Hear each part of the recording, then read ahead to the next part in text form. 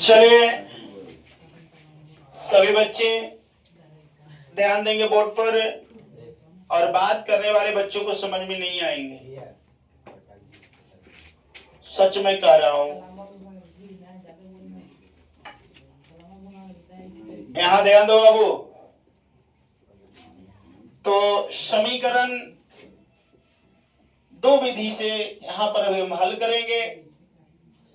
कहना है कि निम्न समीकरणों के युग्म में, यानी निम्न समीकरण के युग्म को विलोपन विधि से तथा प्रतिस्थापन विधि से हल करें और कौन सी विधि अधिक उपयुक्त हो। तो सारी बच्चों ध्यान देंगे बोर्ड पर।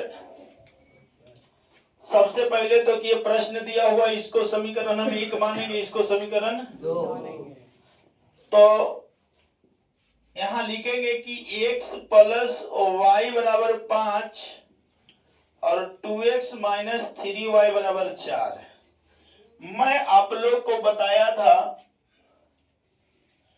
कि अगर प्लस माइनस में रहे और जाति अगर बराबर रहे तो कट जाती है आसानी से, लेकिन यहां पर प्लस माइनस में हम दिख रहे हैं पर जाति बराबर दिख ना रहा है।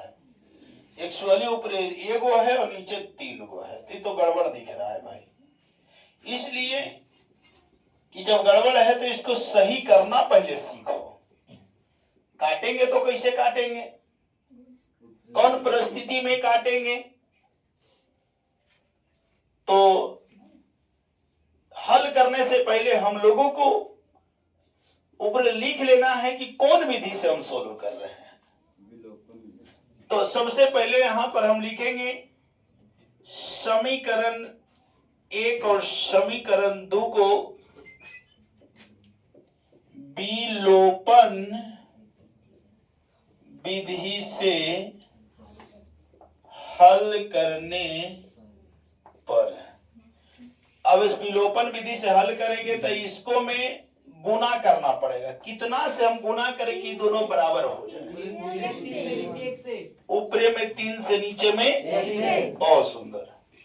3 से अगर हम गुना करते हैं x में तो 3x हो जाएगा, और 3 से y में गुना करते हैं तो 3y हो जाएगा, अब 5×3 15 हो जाएगा। इसको में अगर 1 से गुना करते हैं तो 2x, 1 से गुना करते हैं तो 3y बराबर 4, ज्यों के त्यों रह जाएगा। अब हमको क्या करना है कि समीकरण 1 और 2 जो यहां दिख रहा है, समीकरण 1 और 2 लिखेंगे कि समीकरण 1 और 2 को हल करने पर, समीकरण 1 और 2 को हल करने पर जब चलेंगे तो देख रहे हैं कि हम चिन्ह चेंज करे के जरूरी नहीं है, चिन्ह चेंज दिख रहा है, तो प्लस और माइनस क्या हो गया। अगर ये कट गया तो एक कहानी हो गया खत्म, बाकी ये दोनों बच गया तो दोनों को जोड़ देंगे तो 3 और 2 शायद 5 होता। अब 15 और 4 को जोड़ेंगे तो 15 और 4 19 होता है, तो x बराबर हो जाएगा 19 और बटा में आ जाएगा 5। x के मान निकल गया। अब नीचे लिखेंगे कि समीकरण 1 में x का मान रखने पर, समीकरण 1 में x का मान रखने पर तो समीकरण 1 यही दिख रहा है, तो x जहां रहेगा वहां मैंने बैठाएगा कितना, यहां लिखेंगे कि x प्लस वाई बराबर 15, तो x के जगह पर 19 बटा लिखेंगे 5 प्लस वाई बराबर 15 बटा कुछ न तो। हाँ 5 है 15 नहीं। कहाँ यहाँ पर? अच्छा ठीक बाबू, बहुत सुंदर, 5 है। हाँ अब कुछ न देगा नीचे 1 हो गया। अब 5 और 1 के लघुत्तम लीजिएगा तो शायद 5 हो जाता है। 5 से 5 खत्म हो जाएगा, 19 हो जाएगा। और 1 का 5 मर्तबे, नहीं तो ऐसा करने से अच्छा रहेगा ना। हाँ, बहुत बढ़िया रहेगा। इतना झमेला लेने से क्या फायदा।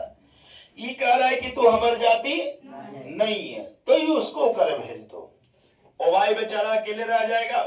5 प्लस में तो करे, माइनस में 19/5 कुछ रहते का नीचे।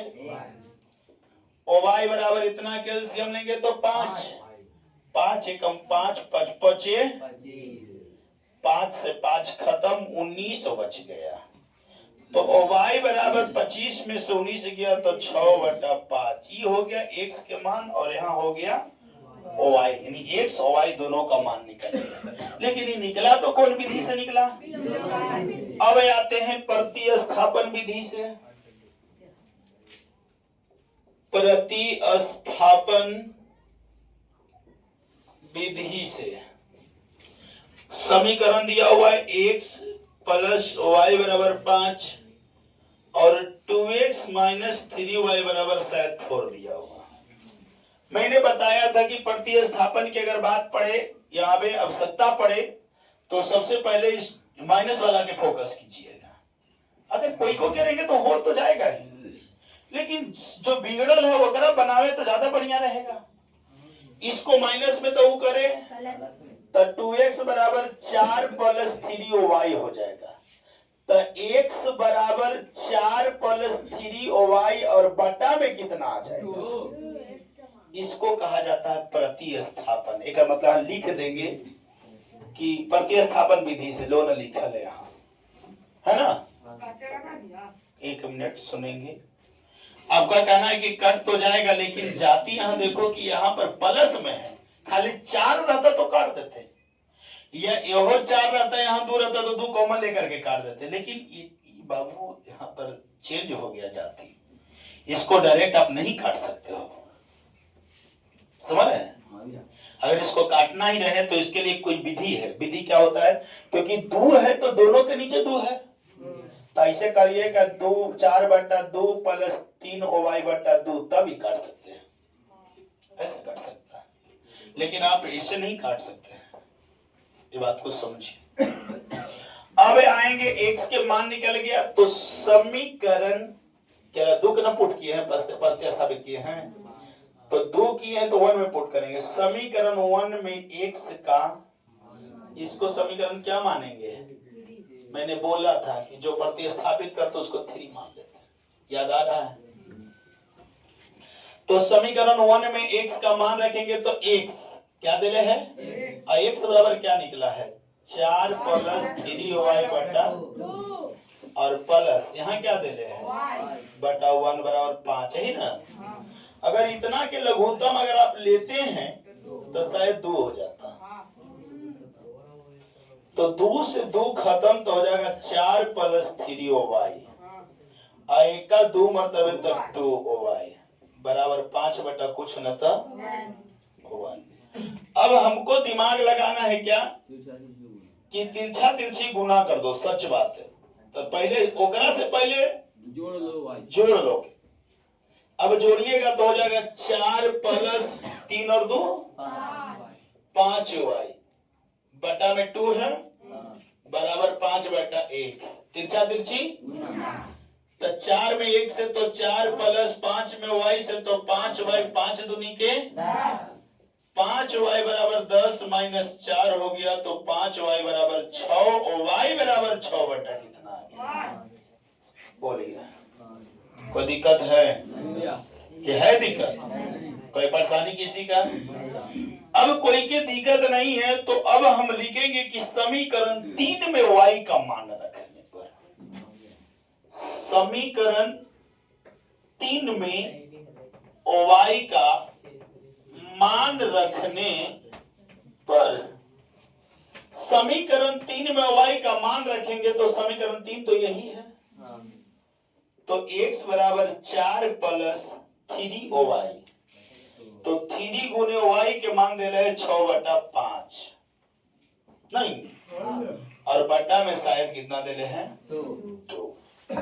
अब हम क्या करेंगे कि 4 है तो 4 छतरी 18 अब बटा 5 है ना, कुछ होता है कर नीचे बटा 2।